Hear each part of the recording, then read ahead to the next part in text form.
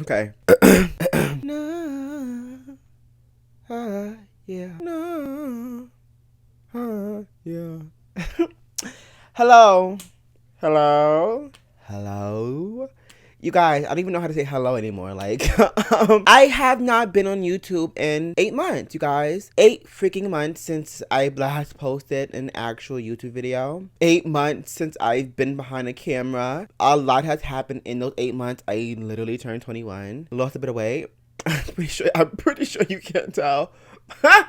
But I didn't plan to take this long off. I only planned to take 1 week off just to really gather myself and just not feel guilty for not posting. I was just so unhappy with like everything that I was posting. I was just like so like self-critical. I was like, nobody's gonna watch this black boy from the fucking hood, motherfucking, sorry, all this cursing, posting videos, lifestyle videos. Like, who are you? Like, you're nobody. But I'm back. I feel so much better about myself. Honestly, I really do. Without all the jibber jabber, let's get into the video. So-called house music was first made in the creators' houses, but it was also performed at clubs called the Warehouse and Powerhouse. However it got its name, it's one of the hottest things going, and as Jay Levine reports, it may only be a matter of time before house musicians become heroes in their own home.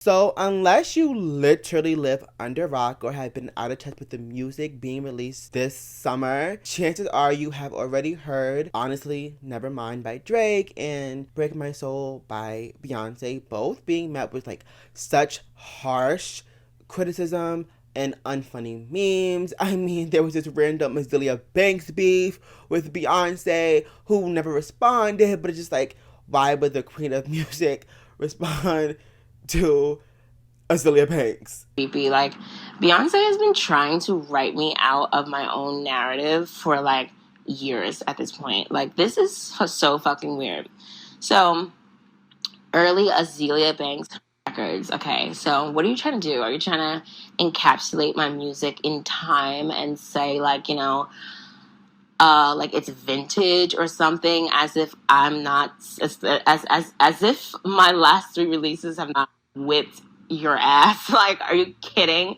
As if I'm not showing like major versatility and all of that. Like, you want me to not be Yamaya so fucking badly. Like, you want it to be Solange. You want it to be like Chloe Bailey. So it's safe to say that the general public doesn't like the type of music like the two biggest artists in the world right now are releasing.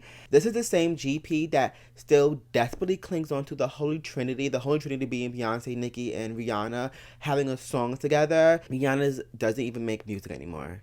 Give it up, people. Now, what is this music? What is this rhythmic sound that doesn't really follow a, I guess, official instrumental guideline, but it still somehow makes you want to dance? House. House. I look fucking stupid. What is house music? What is house? How would we describe house? So I had to call on the most reliable person that I know, Miss Miriam. And according to Miss Merriam-Webster, house music is a type of electronic dance music with a heavy regular beat. Period. Now, I don't know about you guys, but that definition seems to be a bit bland, not helpful.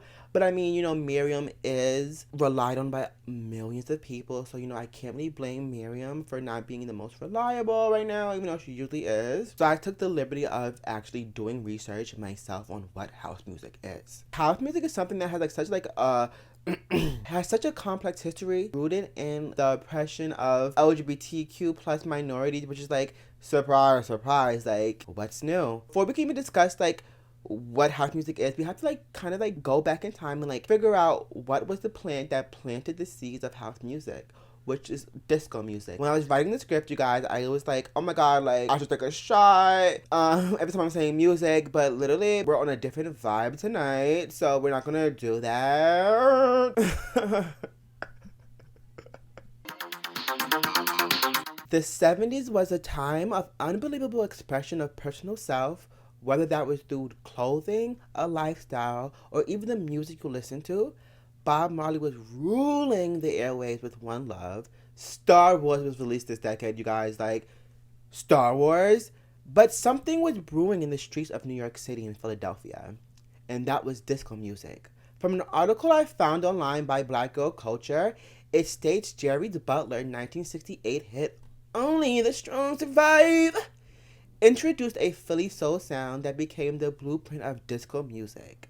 Disco music was, in a sense, this feel-good music for minorities, which became so, like, immensely popular within these communities. With the help of shows like Soul Train, which broadcasted it to more eyes and ears. Due to its immense popularity, disco music became a thing to be seen as cool, a fad almost. And along with this territory came the appropriation of disco music. With the release of Saturday Night Fever, where it was literally so popular, you guys, like, this movie was literally like a 70s staple. Like, this was the shit back in the day. You know, I never watched it. Where it was so popular that the soundtrack, also named Saturday Night Fever, was literally #1 for like 24 straight weeks. It's safe to say disco was the genre. Like, if you wasn't listening to disco, you was a whack bitch, okay? Like, that's how much disco was really like the shit back in the day. So obviously, with disco becoming more popular, radio stations started transitioning from the previous genre, which is rock and roll, to like disco music. No issue, right?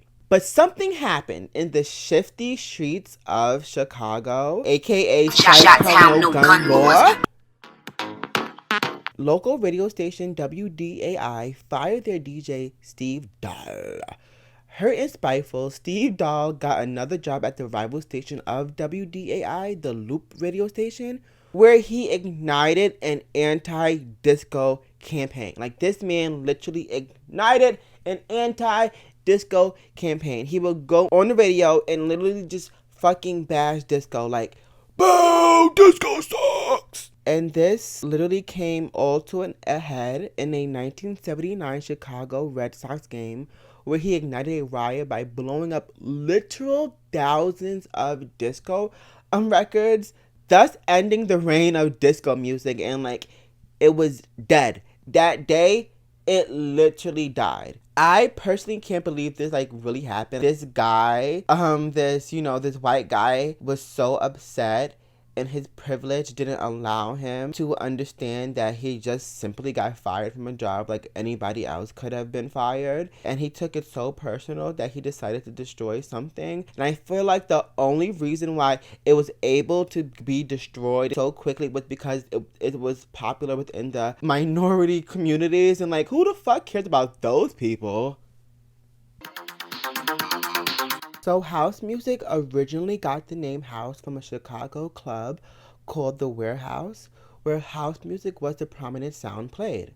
There was a famous DJ named Frankie Knuckles, who was also known as the godfather of house due to his innovative use of reel-to-reel machines. He did this by employing like various techniques of like just changing the speed of the song, or like adding like the best part of the song over again to like give it like a more energetic feel. Music is refined disco. It's refined discos, and it's, I would say, the beginning of the '90s with the new sound of disco. From the old sound, which is very much, would you say, orchestrated. Now, as I was like literally watching this video, this really interesting documentary, but I was literally crying at this guy describing like his first time hearing house music, and like how he knew this was something like life changing. Like he was shaking. And all I hear is this sound, this perfect sound. I knew in my soul, in my heart, in all my body, that music was moving me to my core. But I find this documentary like really interesting because it touches on the fact that like house music, even though like it was known in like New York and like Philadelphia beginning of the 80s, it didn't really take on like its full like entire full form until like the 84s, thanks to like Knuckles and like his group of DJs. But when I was doing the research for this video, they said that the early sound of house music was created by moving around like pop like disco records, preferably the best parts, like I just mentioned before, and adding deeper bass lines on a 4/4 drum pattern. So like 4/4 drum pattern, like if anybody knows what that means, like can you like tell me what that means? Damn, y'all caught me red-handed drinking from the frozen cup. Shit.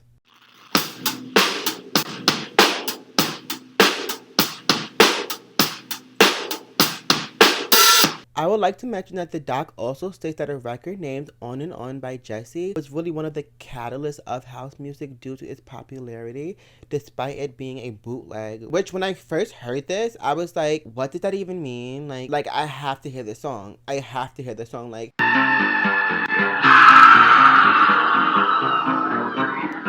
I listened to it and like literally like kind of like shook me a little bit. It shook me to my core. Mainly due to like the screaming in the beginning, but I can understand, I can appreciate it, I can understand why people liked it back in the day. Hey, if I was young and, you know, hot like I am right now, back in the day, I probably would be getting groovy to this song too, so. As house music became more popular and eventually died out, it became, in a way, immersed in white culture, which I, in fact, will not be getting into in this video. You know, that's just like a very long topic and a discussion that I feel like even though it's constantly being had, like people don't really get it or really care because nobody cares about black issues.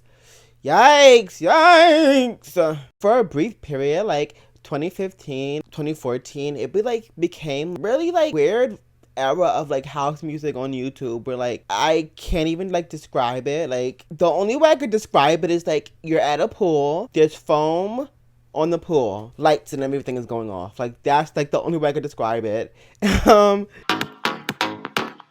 Now that we discussed the origins of house music, I would like to discuss some of like the problems that not the problems, but like just like what I see happening in like the world of music, how people are gonna react to things moving forward. I was watching this really interesting Cardi B interview like clip on YouTube, and she was basically saying how like the SoundCloud generation in a sense like ruined like the club experience by releasing like really sad songs, like, you know, like Little Uzi, like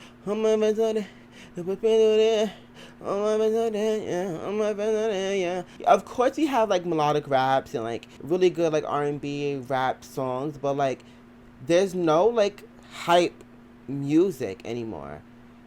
It's true. I feel like we keep hearing the same song over and over and over again. And I feel like nowadays, they're making music with like this type of beat that is mad depressing. All these rappers nowadays, all of them want to die.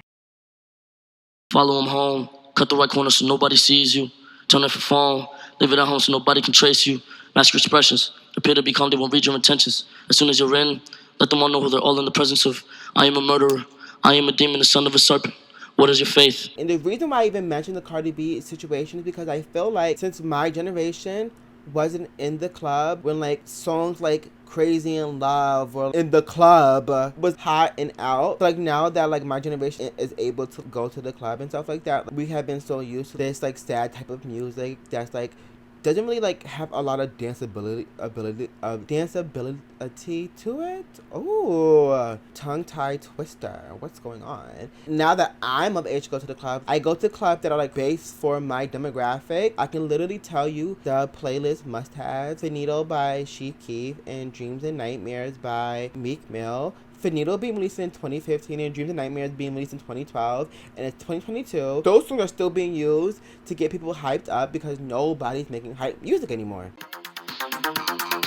I feel like I wouldn't be giving a sootylerr video if I didn't give my opinion, which like I kind of sort of did this whole video. Not really. On the two biggest artists using house music as an influence. So first up, Honestly Never Mind by Drake. This album was completely crapped on when it was released. Literally, you guys, 12 o'clock hit, people was on my timeline like, yes, I'm excited. 12:05 hit, they was like, WTF is this? Which I feel like is completely like expected coming from an album that people panned as being safe and predictable. Going from that and then like making an experimental album, obviously people are not gonna get it. So I feel like this album is like kind of like hard for people to wrap their head around. And like I feel like this Joe Budden like clip literally sums it up so perfectly. When CLB dropped, when CLB dropped, we said it was him trying to be real safe. It was just a regular Drake album. You didn't really take any risks. So with that being said, this is a risky album for him. Even though he's made songs like this before, to make an entire project this way, categorize it as dance, that's a risk. That's stepping out on a branch there. I personally feel like this will go down as Drake's more iconic albums later on down in the future. I feel like in music history, there's always those albums that people put out that people don't necessarily understand or get. I feel like people will respect it.